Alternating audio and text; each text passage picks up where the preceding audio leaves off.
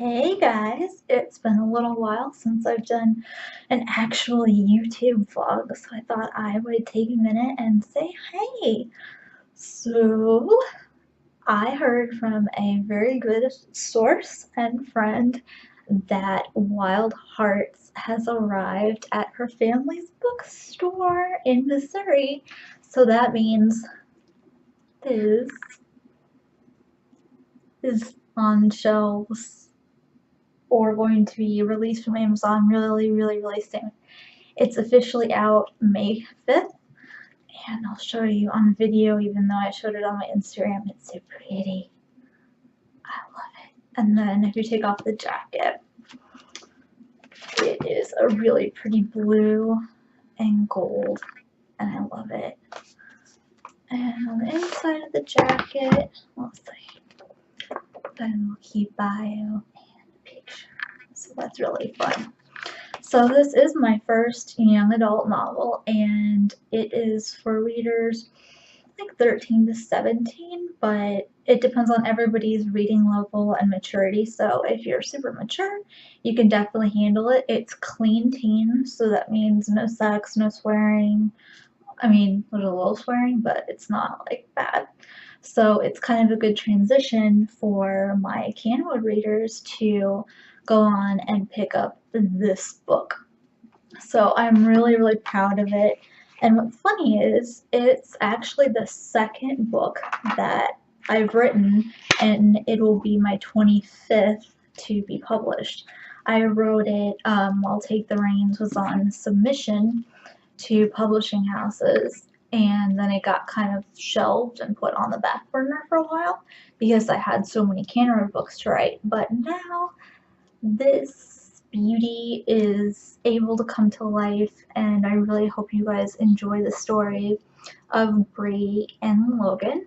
So what I thought I would do, if you're not bored already or turning the channel, is read the first chapter. And I also wanted to show you guys, Briar sent me this to advertise Briarfest 2015. Yes, very excited. July, what is it? I'm gonna sit on my rolly ball and try not to fall. 17th through 19th. And as a side note, I will be speaking all 3 days. The times I think are noon to 1. Don't quote me on that, but it's on the Briar website on their schedule. And then whenever I'm not speaking, I don't know how many hours exactly. Sorry, got a message. Excuse me. I don't know how many hours that I'll be there, but I will have a table in the covered arena. So I will be signing and selling copies of my glittery, pretty unicorn magic books for younger readers. And then I'll also have copies of Canwood and copies, of course, of Wild Hearts. So Briarfest is just a side note. I'm really excited. It's going to be my second event to kind of talk about Wild Hearts. My first is at the amazing Joseph Beth in Lexington on May 13th at 7:30 p.m. So if you can come, please do. I don't want to be alone in the bookstore because that's an author's worst nightmare. You get there and you're the only one there. That's super embarrassing, and you're like reading to no one. So don't make me go through that, you guys, okay? So, let's read from Wild Hearts. Chapter 1, and I started each chapter with, let's see if we can see it, camera's gonna like focus, a cowboy proverb. And I researched these and tried to match them to what was going on in every chapter. So I think they're fun, and I hope you guys like them. So, cowboy proverb. The bigger the buckle, the better the cowboy. Mom shrieked as Dad slammed on the brakes. Behind us, tires squealed and several people blew their horns. I twisted to look out the back window and counted 4 pickup trucks. My God, Michael, you're on a speed everywhere, Mom said, smacking her hand on the gray dashboard. Rolling my eyes, I leaned around her to see what was in front of us. I loved my parents, but we had spent excessive amounts of time together over the past several days. Being trapped in the car 24/7 with parents wasn't anyone's idea of fun. Welcome to another one of the Carter Brooks family permanent vacations, otherwise known as a move. The current destination, Wyoming. I pulled out my earbuds and paused the music I'd been listening to. What is it? I asked, looking through the windshield. 8 bison lumbered across the pebbled road. I stared. Real live bison that weren't in a zoo. The massive brown animals didn't glance up once or hurry away from the cars. One by one, they walked in front of our SUV and into waist-high grass in the field on the other side of the road. Truck engines rumbled and 2 cars joined the lineup.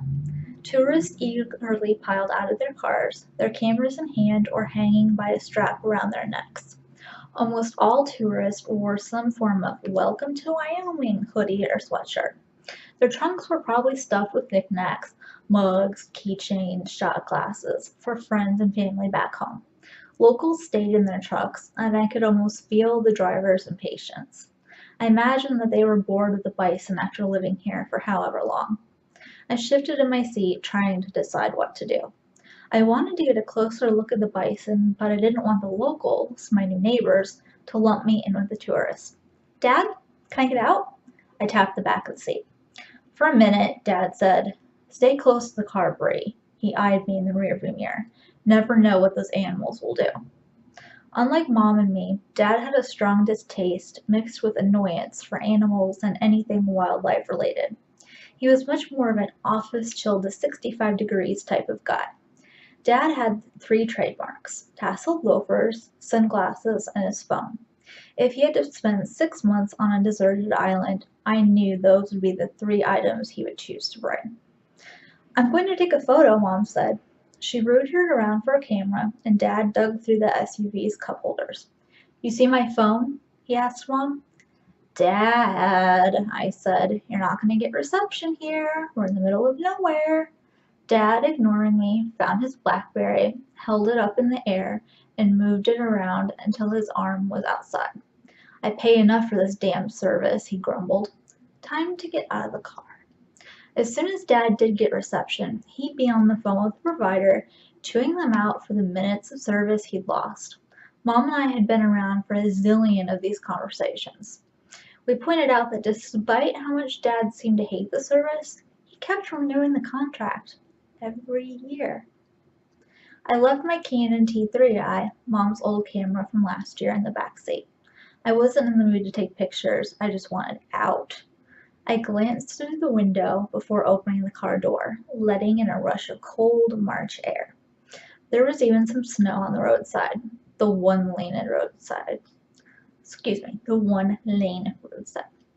Road was maybe giving the path we'd been driving on for hours too much credit. The road was practically non-existent and in desperate need of a pave. I looked far beyond the bison and saw a scattering of tops of houses and buildings. Somewhere down there, at the base of but I'm not going to stop this video. Somewhere down there, at the base of Burkhart Mountain, was our new home. Mom, beside me, held her camera. Her sandy brown hair was twisted into a messy bird's nest. The huge animals moved with surprising grace across the road. Their shaggy coats had prickly burrs, and there were dreadlocks around their hooves.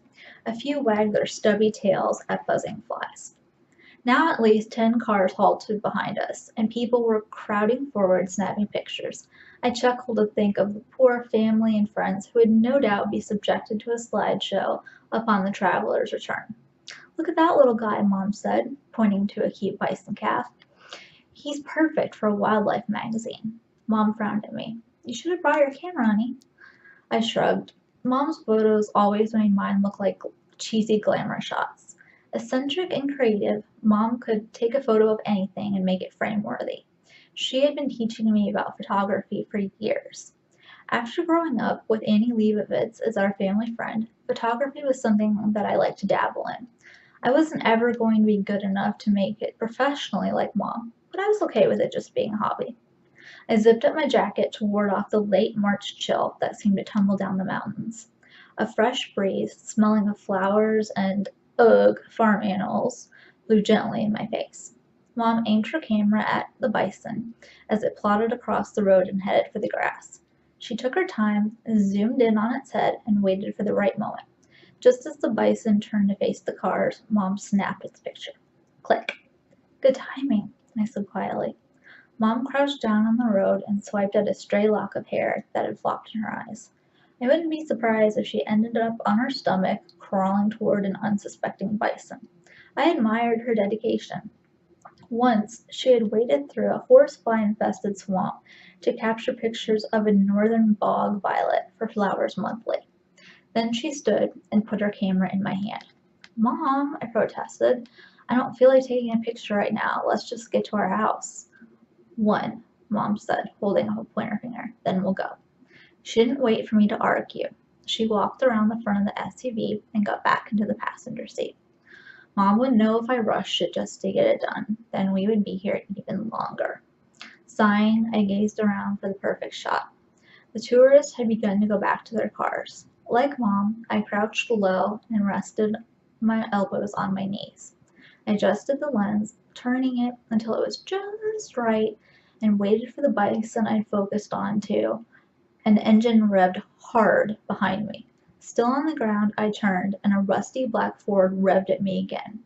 Against the sun, I couldn't see the driver, but I shot at my index finger in the universal "wait a sec" gesture before turning back to the animals.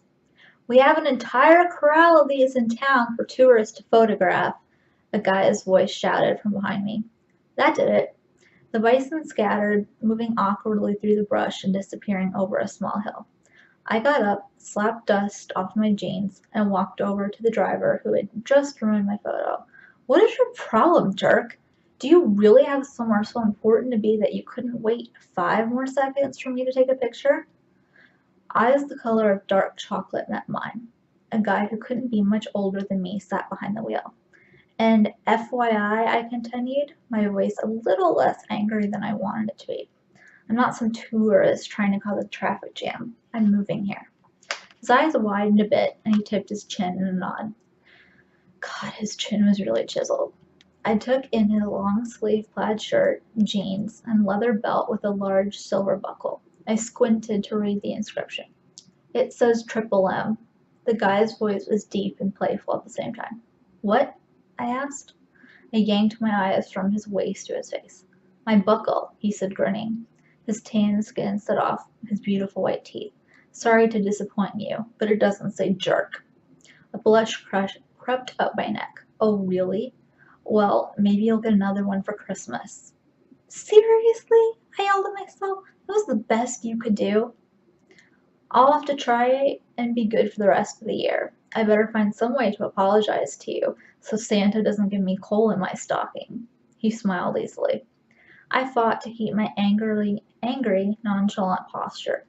A hip jutted out with my hands casually resting on it, head held high and narrowed eyes. But he was making it insanely difficult. Just looking at him made me want to forget this whole thing and promise him that Santa wasn't going to give him coal this year. I'm Logan, the guy said, shifting in his seat. He stuck a hand out of the window. I clasped his rough, hardened hand in mine. His tan skin made my own look almost translucent. I'm Bree, let's go! I released his hand and rolled my eyes. I don't even have to introduce myself now. My dad did that for me. Logan smiled again. See you around, Bree, Logan said. Welcome to town. I work at Y-Gas, so I'm sure I'll see you around. It's the only station in town. Oh, cool. See you. I turned away from his truck and sauntered, really walked, I had no idea how to saunter, back to our Explorer. Once I got inside, Logan's truck rumbled past us, barely scraping by on the narrow road. A giant red piece of paper in the back window caught my eye, but the tires kicked up too much dust to read it. Dad grinned at me in the rearview mirror. Remember that we're going to be living here for a while. Try not to chew out every person in town on our first day. Ha ha, I said, ironic coming from you. Dad shrugged, feigning innocence. We both knew where I got my temper. My dad, the Michael Brooks of Michael Brooks, Inc., developed land. His projects ranged from condos to strip malls. The jobs usually lasted a year or less, and his work required him to be constantly on the job site. Mom and I moved wherever Dad's work took him. I have been measuring my life in 365-day increments ever since I could remember. In the back seat, I pushed my book and iPod out of the way. The drive from Houston to Wyoming hadn't been an easy trek. After nearly 20 hours in the car and days of driving, I couldn't wait to see our new home. Lost Springs was about to become another one of Dad's projects. 16 years ago, when Dad had first started his company, Mom, Kate, and I had lived in Seattle. Dad had flown back and forth from his job sites and home to visit us every month. Soon, Mom had grown tired of raising a baby and an 8-year-old daughter on her own, and with her career in photography flourishing, she needed Dad back. My parents decided we would move with Dad to each new development site. It sounds crazy, but it works for us. I grew to like moving. Although it had become a little lonely since Kate had moved to LA, my big sister had always been obsessed with Hollywood news and gossip. Now at 24, and after graduating from UCLA, Kate had managed to land her dream job as an entertainment reporter at Star Access, the top-rated nationally syndicated entertainment news show. She was already eyeing the anchor chair. And I'm gonna stop there so I don't bore you to death, and hopefully not. And so that you will really, hopefully, fingers double crossed, run out and pick up Wild Hearts. You can pre-order it now on Amazon.com, BarnesandNoble.com, IndieBound.org, and on May 5th, you'll be able to pick it up at any of your favorite local bookstores. It's available in hardback, paperback, ebook, and soon at the end of May in an audio version. So that's it for today. I love you, Harts, so much. It was great to talk to all of you. And if you grab a copy of Wild Hearts, let me know. Tweet me or hit me up at Instagram. Love you all. Bye.